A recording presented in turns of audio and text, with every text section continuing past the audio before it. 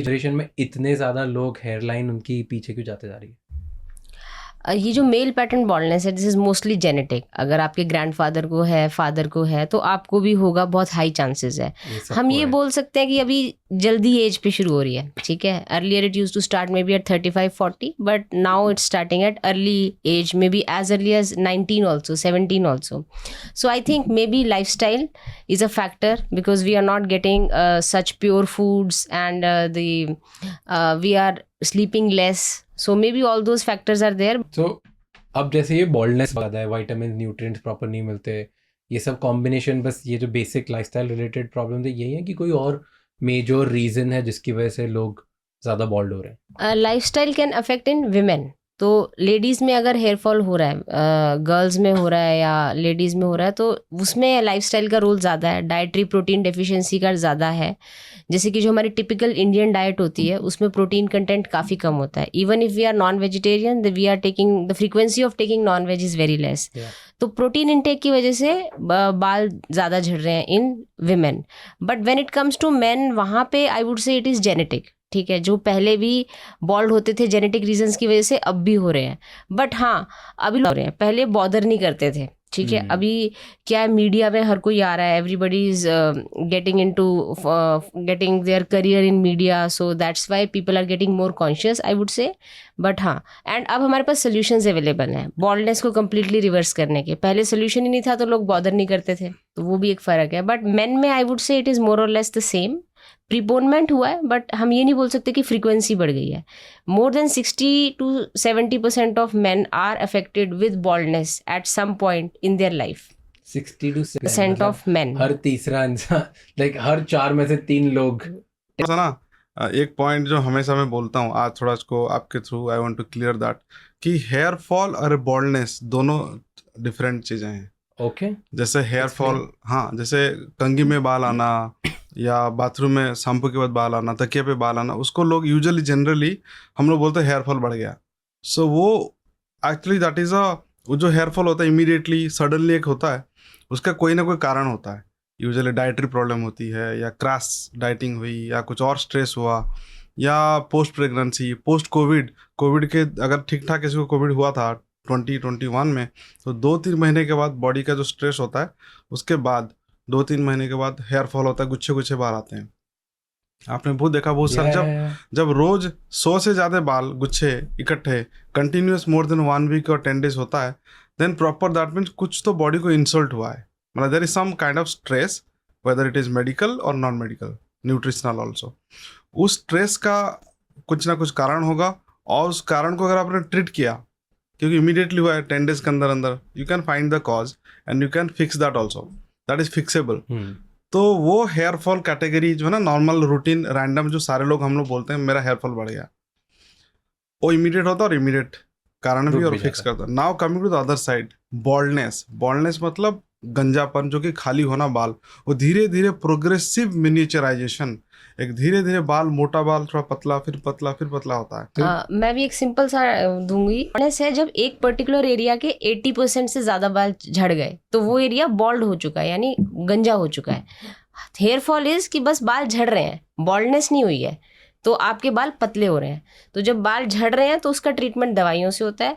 जब एरिया पूरा खाली हो गया, 80% से ज़्यादा बाल चले गए, तब वहाँ पे सर्जरी करनी पड़ती है, ठीक है. And to do surgery, 1000 companies हैं, 1000 कंपनियों के हेयर फॉल ऑयल्स आते हैं, हेयर फॉल शैम्पूज आते हैं, अब हेयर ग्रोथ पिल्स आने लग गई है, हेयर गमीज आने लग गई है. Let's talk about these. ये सब काम करती है? Hair fall shampoo, do you think it's a thing? नहीं, shampoo is for cleansing of scalp, it's very important. हमको रोज़ करना चाहिए शैम्पू, उससे हमारे बालों की जड़ें क्लीन होती हैं. बट अगर हम शैम्पू से क्लेम करें बाल उग जाएंगे वापस, दैट इज़ रॉन्ग. तो एंटी हेयर फॉल जो शैम्पूज होते हैं वो क्या है? वो I think they are saying कि वो माइल्ड शैम्पू है, ठीक है. बट वो एक हमारे मन में एक रॉन्ग मिथ जगा रहा है. आई नो कि वो हेयर फॉल नहीं रोकेगा, बट मे बी वो एक माइल्ड शैम्पू है जो बालों को ज़्यादा फ्रिजी रफ नहीं बनाएगा. तो हर शैम्पू में एक डिटर्जेंट कंटेंट होता है, जितना डिटर्जेंट होगा झाग उतना ज़्यादा बनेगा, तो बाल एट द एंड बहुत ज़्यादा फ्रिजी हो जाएगा. So that is why maybe anti hair fall shampoo, या जिस शैम्पू पे लिखा होता है अप्रूव्ड फॉर डेली यूज़, वो माइल्ड शैम्पू है, ठीक है. उसमें झाग कम बनेगा और बाल उतना फ्रिजी और रफ नहीं होगा. तो shampoo should be one which we can use daily. तो शैम्पू एक रोज शैम्पू यूज करना चाहिए, ऐसे नहीं होता कि शैम्पू हमको हफ्ते में आई वुड से 4 से 5 बार तो मिनिमम करना चाहिए, जितना इंडिया में हमारी धूल मिट्टी है और जितना हमारा एक्सपोजर है। अगर हम बहुत ज़्यादा एसी में रहते हैं, डस्ट का एक्सपोजर बिल्कुल नहीं है, तब हम फ्रीक्वेंसी कम कर सकते हैं 3 times a week. But generally हम लोग बाहर जाते हैं, पसीना आता है और ऑयल प्रोडक्शन होता है हेयर रूट्स में, और टीनेज और 20s में जो होते हैं उनको तो शैम्पू आई वुड से 5 to 7 टाइम्स अ वीक करना ही चाहिए। तो ऐसे नहीं बोलते लोग कि ज़्यादा शैम्पू यूज़ करोगे तो लाइक डेली अगर शैम्पू यूज़ करोगे या रोज़ शैम्पू यूज़ करोगे तो बाल गिरने लग जाएंगे, बाल खराब हो जाएंगे? नहीं, इम्पॉसिबल। शैम्पू से बाल झड़ेंगे नहीं और ना शैम्पू से उगेंगे। Shampoo is like cleansing of scalp. मैंने इनके रेफरेंसेस निकाले हुए हैं तो मैं आपको शेयर भी कर दूंगी। गार्लिक, अनियन, भृंगराज एंड आपने जो चौथा 4th क्या था जो आपने बताया? बस ऑर्गेनिक ही कुछ ना कुछ होता है। हाँ, जैसे तो ये जितने भी हैं ये क्या है, स्कैल्प में इरिटेंट्स हैं, ठीक है, ये स्कैल्प को थोड़ा सा इरिटेट करते हैं। तो टेक्निकली यस, थोड़ा सा इससे हेयर रीग्रोथ हो सकता है, बट वो हेयर फॉल रोक देगा और बहुत ज़्यादा बॉल्डनेस को रिवर्स कर देगा, वो एक्सपेक्ट नहीं करना चाहिए। पर ऐसे बहुत केसेस देखे गए हैं जो खुद उसका गार्लिक पेस्ट बना के स्किन पे लगाया और स्किन जल गई। हाँ, स्किन जल गई, जैसे स्किन में इरिटेशन हो गई, बिकॉज वो बहुत हाई कॉन्सेंट्रेशन ऑफ इरिटेंट हो जाता है। तो ये सारी चीजें खुद से नहीं करनी चाहिए कि घर में प्याज का रस लगा के निकाल के लगा रहे हैं। मेरे घर में एग्स लगाओ और गार्लिक पेस्ट लगाओ, ये चारों नहीं, मैं थोड़ा उसको एक एक करके बताता हूँ। जो ओनियन एंड गार्लिक जो है ना, दे आर इरिटेंट, उसके अंदर केमिकल्स हैं जो इरिटेशन करते हैं, है ना। तभी तो उसका जूस आंखों से पानी भी निकालता है ना, वो इरिटेंट है वो। तो इरिटेंट अगर आपने कंसंट्रेटेड किसी के स्किन पे लगाया, हो सकता है आपका स्किन रिएक्ट ना करे, मेरा स्किन रिएक्ट कर जाए। And now coming to egg is protein, वो कंडीशनर की तरह काम कर सकता है, you know, you feel silky about your hair, जैसे कंडीशनर करता है। तो वो that is okay. Like egg लगाते हैं तो उससे नुकसान कुछ नहीं होगा, but of course smell you have to tolerate. Then one more, और एक कौन सा था आप लगा रहे थे? बट इससे फायदा होता है कुछ कि नहीं? वैसे अच्छे होते हैं? Should we apply conditioner? रोज लगाना चाहिए कंडीशनर बालों पे? डिपेंड्स कि आपके हेयर कितने फ्रिजी हैं। जनरली आई वुड से 1 a week या 2 a week लगाइए, और वो लेंथ पे लगाइए, रूट्स में नहीं लगाना चाहिए कंडीशनर। कंडीशनर है अगर आपके बाल बहुत फ्रिजी हैं तो शैम्पू के बाद आपने हेयर लेंथ पे लगा लिया उनको, और फिर जब बाल थोड़े से पार्शली ड्राई करके लगाइए और कुछ मिनट रख के आप उसको वॉश ऑफ कर दीजिए। तो जिनके बाल फ्रिजी हो जाते हैं, एंटेंगल ज़्यादा हो जाते हैं, तो they can use conditioner. And a good conditioner should be little bit thick in texture, consistency. तो 1 a week या 1 in a month कोई भी लगा सकता है। बट हाँ, जैसे किसी के बाल बहुत छोटे हैं तो उनको नहीं लगाना चाहिए, क्योंकि फिर रूट्स में लग जाएगा, और रूट्स में चला गया तो फिर उसको क्लीनिंग करना दिक्कत हो जाएगी। तो लड़कों के तो यूजुअली बहुत छोटे होते हैं। हाँ, सो लड़कों को लेंथ में लगा सकते हैं, वो भी फ्रीक्वेंसी कम करके 1 in a month लगाना चाहिए। अगर बाल फ्रीजिंग है लगाइए गीले बालों पे, and then dry them in air, ठीक है, preferably cold air. Hot air नहीं यूज़ करना चाहिए। जब हम गर्म हवा में या हेयर ड्रायर यूज़ करते हैं विद हॉट एयर, तो उससे बाल डैमेज होते हैं, because hair length is made up of a protein, keratin. It can get damaged if it is exposed to hot air. So don't use hot air, don't even use warm air. Use air at room temperature. उससे time ज़्यादा लगेगा आपको बाल सुखाने में, but that is better for a long term thing. Next एक और जो, बिकॉज हम लोग प्रोडक्ट्स की बात करें, FMCG ऑयल बहुत चलते हैं। 25 तरीके के ऑयल्स आते हैं, राइट? और पहले तो मुझे लगता था कि ओके अनियन ऑयल बढ़ाएगा, या मान लो क्या पैराशूट कोकोनट ऑयल लगाएगा, या आलमंड ऑयल बढ़ाएगा, लेकिन अब हर एक इंग्रेडिएंट पे ऑयल आ गया है और वो सब ये क्लेम करते हैं कि तुम्हारे हेयर फॉल नहीं होगा, तुम्हारे हेयर बेटर हो जाएंगे। सो ऑयल से कुछ होता है? Oil is a big Contra indication. मेरे हिसाब से ऑयल लगाना ही नहीं चाहिए। ऑयल क्या है कि आपकी हेयर रूट में नहीं लगाना चाहिए बालों में। नहीं, हमारे जो हमको मेडिकल साइंस की जो प्रिस्क्रिप्शन है उसमें यही है कि ऑयल मत लगाइए आप।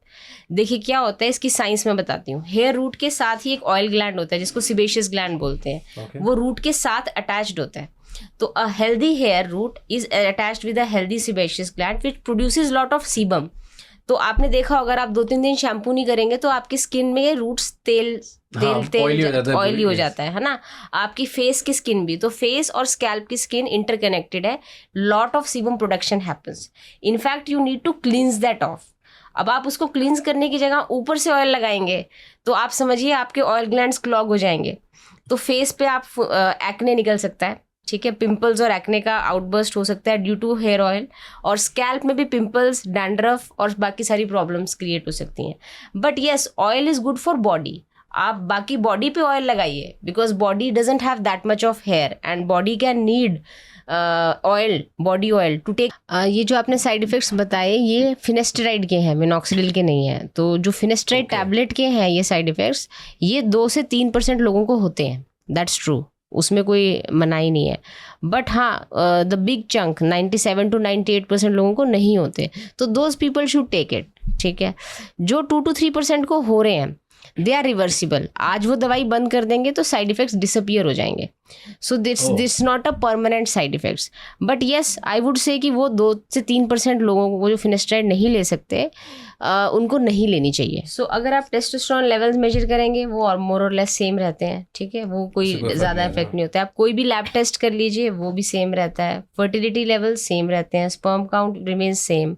The effect is purely I would say psychological. If a person is saying he's feeling a reduction in the drive, then we have to take it as a yes. Okay. Come to transplant, but before that I want to cover 2-3 things.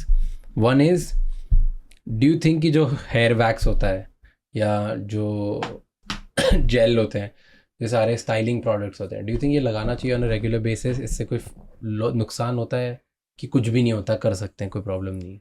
नहीं, अगर jail और styling वाला product है, अगर ऊपर ऊपर ऐसे doctor आरिका ने शुरू से बताया, जैसे मैं भी आया हूँ, थोड़ा सा हल्का सा मैंने वैक्स हमारे स्टाफ ने कर दिया थोड़ा सा ऐसे सेट करने के लिए बाल को, तो ऊपर ऊपर से आपने करा तो कुछ भी नहीं है. कुल मिला के आपका स्किन और हेयर का जो रूट है जो स्किन से निकल के आता है, उसमें अगर आपने केमिकल नहीं अटैच किया कुछ तो कोई नुकसान नहीं है. आपने ऊपर से कुछ भी किया, थोड़े बहुत लगा के एनीवे धुल जाना है वो सारा बाद में. बट इतने लोग बोलते हैं कि वैक्स मत लगाओ, जेल मत लगाओ, ऑल मिथ्स अगेन. हाँ, wax and gels are very safe, बट उतना ही लगाएं जितना रिक्वायर हो, बहुत ज्यादा ना लगा लें. हाँ, मतलब रूट्स पे ना लगा लें. हाँ जी, रूट्स में बेसिकली, फिर रूट्स में आपका चला जाएगा तो क्लींस करना मुश्किल होगा. So these styling products are for hair length, not for the roots. And जो वॉल्यूमाइजिंग प्रोडक्ट्स आते हैं आजकल वो बहुत फेमस है. वॉल्यूम शैम्पू तो खैर बना ही कर दिया आपने. नहीं राज, उसमें जब आप कोई भी वॉल्यूम के प्रोडक्ट ना कुछ वो पाउडर डालते हैं, है ना, बड़े सारी चीजें डालते हैं, स्प्रे वे करते हैं, उससे वॉल्यूम पाउडर, उससे मेडिकली कोई नुकसान नहीं है क्योंकि आप नीचे तक तो जा ही नहीं रहा. अच्छा, वो क्या करते हैं? वो हेयर माइक्रोफाइबर्स की बात कर रहे हैं, जो एक वो आता है पाउडर फॉर्म में आता है, आप ऐसे डाल लेंगे तो वो बॉल ब्लैक कलर का, तो उसकी बात कर रहे हैं. So that's a totally external चीज, उससे कोई साइड इफेक्ट नहीं है, वो आप लगा सकते हैं. Okay. And hair dryers people have started using on everyday basis. Is it wrong, good, bad? Hair dryer अगर मैं रोज यूज करता हूँ हॉट एयर से मेरे बाल ड्राई करने के लिए, हाँ, it is very bad for hair, because मैंने आपको बोला था गर्म पानी से बाल धोना, ठीक है, और तेज़ गर्म पानी से बाल धोना, that is not healthy. That will damage your hair and hair roots and will accelerate the hair fall. और आप जो हेयर ड्रायर यूज़ कर रहे हैं उसमें आपको कोल्ड एयर का भी ऑप्शन आता है, रूम टेम्परेचर का. उसमें टाइम ज़्यादा लगता है, इनफैक्ट आई वुड से 5 गुना ज़्यादा टाइम लगता है बाल सुखाने में. हाँ, बट वो आप यूज़ करिए. और ड्रायर में भी आगे उसकी एक फिटिंग आती है, एक डिफ्यूज़र वाली फिटिंग आती है जिसमें बहुत स्लो स्पीड में एयर निकलती है, तो आप उसमें धीरे धीरे बालों को सुखाएं, तो इतना आप टाइम इन्वेस्ट करोगे ज़्यादा बाल सुखाने में, instead of using hot air, that is better. और बाल सुखाना भी ज़रूरी है, क्योंकि अगर आपने बाल गीले ही छोड़ दिए कंटिन्यूसली, दिन भर गीले रह गए लेट अस सपोज, तो क्या है वो वाटर बहुत देर तक आपके हेयर शाफ्ट पे पड़ा रहा तो वो बालों को बहुत ड्राई कर देगा. जैसे हमारा हाथ की स्किन भी अगर बहुत ज़्यादा पानी में एक्सपोज हो जाए तो ड्राई हो जाती है. आप बिना हीट के ही बाल को सुखाइए. और कई लोगों को क्या आजकल है कि जिनके बाल करली है वो स्ट्रेट करना चाहते हैं, जिनके स्ट्रेट है वो करली करना चाहते हैं. तो मेरा ये कहना है कि आप अपने नेचुरल उसमें जाइए टेक्सचर में. अगर आपके बाल स्ट्रेट हैं, go for a straight look only. आप जबरदस्ती कर्ल करोगे तो आपका आप शाफ्ट को हमेशा हीट से ही करोगे आप. या फिर एक कुछ केमिकल्स आते हैं, फॉर्मलिन है, थायोग्लाइकोलेट है, कुछ केमिकल्स आते हैं जिससे आप उसका शेप चेंज करते हो. हाँ, और जिनके कर्ली बाल हैं वो उनको स्ट्रेट चाहिए तो वो केमिकल स्ट्रेटनर्स यूज़ करते हैं. तो वंस इन अ वाइल ठीक है, आपने कभी किया साल में एक बार या 4 साल में एक बार, it's fine. But regular basis पे आप करेंगे स्ट्रेटनिंग, चाहे हीट से करें चाहे केमिकल से करें, तो आपके बाल खराब होंगे. सो जो लड़कियां हेयर स्ट्रेटनिंग यूज करती है वेरी फ्रीक्वेंटली, हाँ, हर बार when they are going out they use it. लड़के यूज करते हैं हेयर ड्रायर्स वेरी फ्रीक्वेंटली कि बाहर निकल रहे हैं स्टाइल करने. All of this is wrong. Heat exposure is wrong. Coming back,